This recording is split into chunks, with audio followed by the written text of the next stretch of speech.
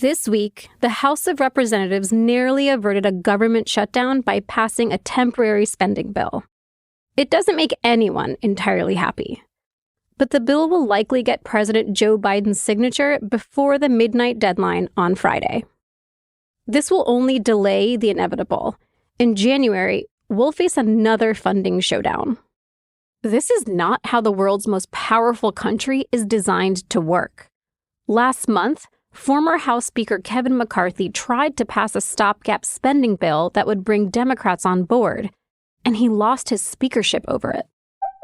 Republicans are scrambling to secure the next House Speaker after the unprecedented unseating of Kevin McCarthy. The race for a new speaker devolved into chaos and played out right in front of us on cable news. The fourth nominee put forward by the Republicans in 3 weeks. There simply is no obvious workable way forward for the party. I've been in Washington for a long time, and even I was in shock. But to Denver Riggleman, a former Republican congressman, none of it came as a surprise. If you're not following exactly what the base wants to do, you're going to have a street fight every 2 years. When he was in Congress back in 2019, he found himself in a similar situation. I thought I was a new type of Republican. I was told I was a new type of Republican. But if you're not on the team all the way sometimes, they're going to find a way to eject you. Just last week, Senator Joe Manchin, who's a conservative Democrat, decided not to seek re-election. Every incentive in Washington is designed to make our politics extreme. And Riggleman's own story really feels like an allegory for how we got to the dysfunction that we see today. It's the same kind that drove people like Mitt Romney and now Manchin out of Congress. Denver Riggleman was in Congress for exactly 2 years. And the story of his brief and explosive tenure raises an important question. It's an urgent one as we look towards 2024. Is there a place for moderate voices in our two-party system? And if not, how will our leaders ever be able to compromise? I'm senior Washington correspondent Saleha Mohsen. This is The Big Take from Bloomberg News.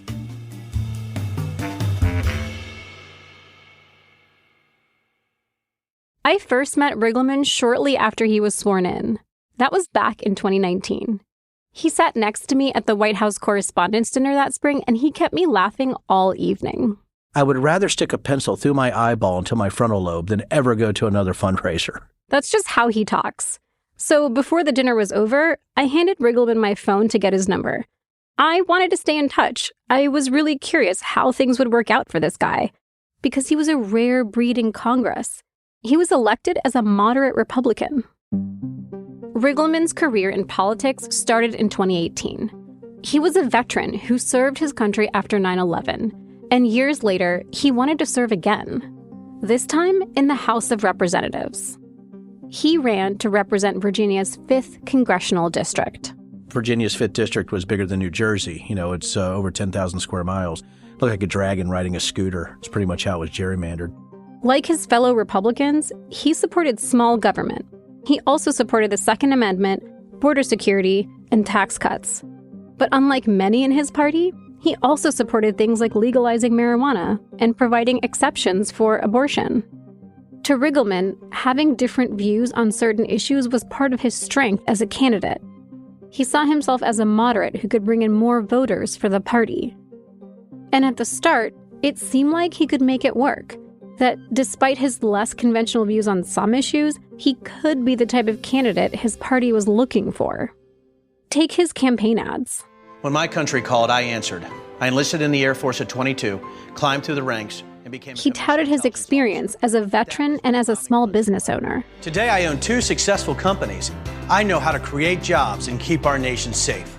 As he campaigned, he tried to prove just how much of a loyal Republican he really was. He even promised to join the House Freedom Caucus. That's the most conservative group of Republicans in Congress. But he also promised voters on the debate stage that he'd vote with his conscience, not his party. That's a good thing about being an independent thinking guy, is I can be in the Freedom Caucus and I can vote the way that I want to. And even though his opponent raised more money, Riggleman won the election. That night, a local NBC reporter tuned in from his watch party as the results poured in. Yeah, you can hear the applause again. The supporters very happy here. But when Riggleman got to Washington, he quickly realized he wasn't going to be as welcomed by his fellow Republicans in Congress. I think really the crazy started as soon as my first day that I went into a Freedom Caucus meeting and realized I was probably not in the right place. In January 2019, when Riggleman was sworn into Congress, Republicans were in the minority. And the Trump administration's relationship with the majority, the Democrats, was bad. One of Riggleman's first votes was on a measure to end the longest government shutdown in history. I voted to reopen the government. Most Republicans did not. That day, Mark Meadows, a founding member of the Freedom Caucus and also Trump's future chief of staff, pulled Riggleman aside to give him a warning. As a lawmaker in the House, Riggleman would be up for re-election the very next year, and Meadows said that his vote to keep the government open would not be forgotten. Mark Meadows actually told me on the floor that I'd already lost my election, and that was the first week. So that's how specific this is. It wasn't like, hey, Den, maybe that was a bad vote. It's like, yeah, you're screwed. Riggleman told me he was rattled. He says that to try to make his Republican colleagues happy, he voted with them on some things that he didn't necessarily agree with. And then, one day, he was at the distillery he owned in Virginia when two of his friends walked in. They asked him for a favor. They said, Denver, would you officiate our wedding? Riggleman was excited. He'd never officiated a wedding before. But the couple worried that the request might cause some trouble for him. They said that we know it's a same-sex wedding. We know we're both men. But is it something you would do? And without hesitation, I'm like, why not? Riggleman didn't think the government should be involved in regulating marriage at all. But if it was, he thought marriage equality was only fair. Who gives a rat's, man? They deserve to be just as miserable as every other married couple. I mean, come on, right? That was in line with over half of Americans at the time who supported same-sex marriage. But it went against how his party voted on the issue, especially his colleagues in the conservative Freedom Caucus. The friends, Alex and Rec, were Republicans. They had even volunteered on Riggleman's campaign, and when their wedding website listed Denver Riggleman as the officiant, it was picked up by a small Republican-leaning news outlet. As soon as the article hit, my email exploded, my phone exploded, the committees called. I was actually asked to do a public apology to the Christians in the district for betraying them.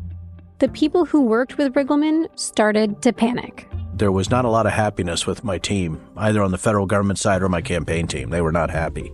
And it's not that I don't think they believed in what I was doing.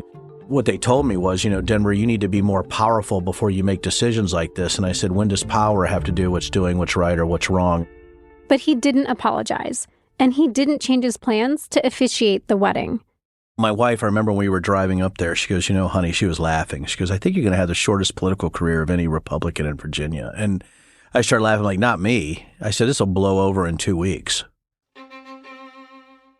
The Washington Post covered the wedding, and it described the dress code as a seersucker linen chiffon homage to the Kentucky Derby. Best dressed wedding I've ever been to. We had a great time, a lot of laughter, a lot of love there. After the wedding, Riggleman's wife was still worried. She wondered what would happen to his job in Congress. But she did take a moment to tell him that she was proud of him. She goes, you're the best. The fact that you would do this takes so much courage. And I'm going to say this. I'm not humble bragging. I'm not being self-deprecating. It was just a wedding. So I'm thinking, this will blow over. There's no way that this is going to stick. It stuck. It was pretty much the overriding factor for the next year. Riggleman had never worked in Washington before. He wasn't a career politician. He'd won one election. He had no idea what he was up against. The death threats came in and, people took the lug nuts off my tires and put the caps back on while my daughter was driving it, which was pretty brutal. I mean, they really tried to do me harm or to hurt me in a way that close to taking your life, if your tires fall off your vehicle. Phone calls, voicemails, emails, and letters flooded in. And some wild conspiracy theories started being floated about Riggleman. That was during the rise of QAnon conspiracy theories. It's called QAnon, and it's a group of people who adhere to some far-right conspiracies and believe a number of absurd things. I'm the tool of the Antichrist, the general of the sodomite armies. I hadn't heard that one before. Trying to change the sexual orientation of children. The fact that I was possessed by Satan, or that I was the tool of the Antichrist, or my wife was the spawn of Satan. And I told people, well, if I'm the tool of the Antichrist and my wife is the spawn of Satan, we're the biggest power couple in the United States. Riggleman says that he heard from some Republican voters who supported him, but he was starting to see that he had a battle ahead of him, just as he was preparing to campaign for re-election. We'll get to what happened next after the break. We're back with Denver Riggleman. In his first term, he went against his party and officiated a same-sex wedding. For that, he faced death threats, and he also began to lose political and financial support. But when it came to his voting record as a lawmaker, he often did vote with his party. He even got then-President Donald Trump's endorsement for his re-election. People are like, well, Denver, you voted 93% with Trump.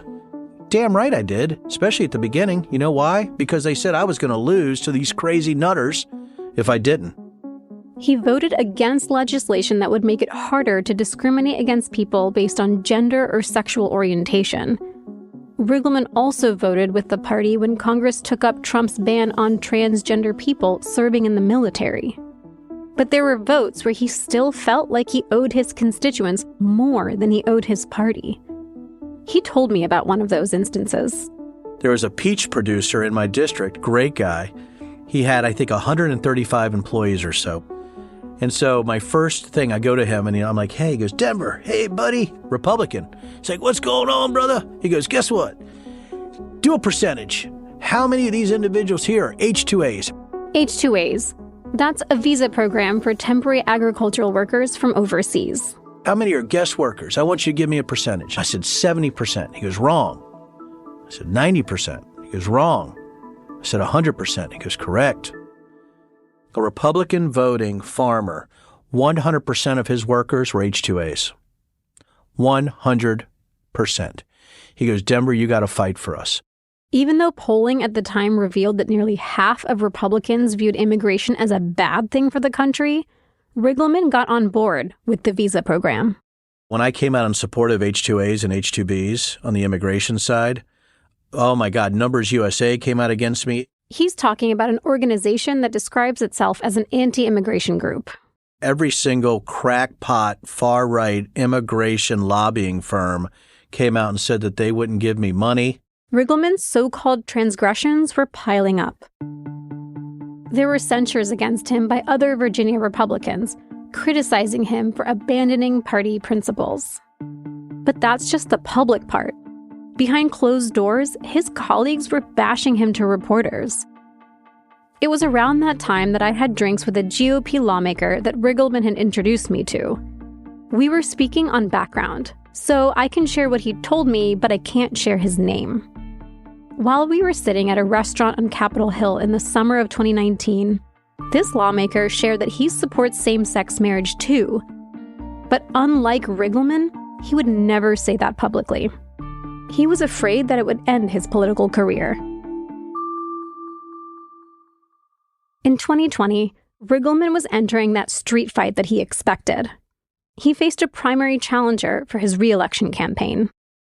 There was a convention to determine which candidate the Republican Party would back, and when the votes came in, Riggleman was out. I ended up losing like 1,400 votes to 1,100 votes. What it came down to was money. Riggleman was losing donors, and that wasn't good for the Republican Party. So instead of backing Riggleman, the state GOP supported his challenger, who towed the party line. The hope was that with someone more loyal in office, they'd be able to advance more of the policies that they wanted. And that's good for fundraising. Here's the thing. Donors will flee if they don't think their money is going towards their agenda. So someone like Riggleman is a risk to the party's wallet. And that's reason enough to get him out. Riggleman believes that his story has consequences for the rest of us. The parties do control how people are actually put in office, and I think it's a real detriment to the American people. He says that if political parties handpick really conservative or really liberal candidates at the primary level, like they did in his race, people won't get the chance to elect moderates in a general election. It's going to be harder and harder for compromise, especially as districts become more gerrymandered. as you look for less and less swing districts, my biggest fear is we'll have a country that really it's all about the nominating process, not the general election. So if it's the nominating process that's going to determine who's actually representing the American people, I think we're about to eat a big shit sandwich. Riggleman can sound pretty flippant about this, but he's right. It's exactly how we wind up with a Congress that's so divided that it can barely pass temporary funding bills, let alone a comprehensive budget. It's also why lawmakers feel the need to take the most extreme positions out of fear of being voted out of office. Look at the people that are replacing the moderate members right now. They're batshit. Despite his own party turning on him, Riggleman still has a lot of pride in what he did when he was a Republican member of Congress. When he joined me at Bloomberg's podcast studio in D.C., he was wearing a polo shirt with the House of Representatives logo on it. But he's no longer a member of the Republican Party. He's now a registered independent, and he served as an advisor on the House committee investigating the January 6th insurrection on Capitol Hill. Riggleman is just one example of a politician who faced the cold shoulder from his party for thinking independently. There's also Liz Cheney. She's a conservative Republican on most policy issues, but has been a harsh critic of Trump. She went against the party by leading the January 6th committee, the same one that Riggleman served on, and then she lost her seat in Congress. And as we all know, moderate senators like Mitt Romney and Joe Manchin have both said that it was polarization in Congress that pushed them out. But there are some signs that heading into the 2024 election, the traditional two parties are trying to make space for moderates. A slew of political action committees have been cropping up across the country. They're promising to fund centrist candidates up against election deniers and progressives alike. But the question remains, will it be enough for these candidates to win? And if moderates like Riggleman do get elected, will their parties let them compromise? Thanks for listening to The Big Take from Bloomberg News. I'm Saleha Mohsen. This episode was produced by Julia Press, Anna Mazarakis, and Naomi Shavin. It was fact-checked by Ashna Shah. It's part of a special series from our DC newsroom. Blake Maples is our mix engineer. Our story editors are Mike Shepard, Wendy Benjaminson, and Caitlin Kenny. Sage Bauman is our executive producer and head of podcasts. Thanks for tuning in. I'll be back next week.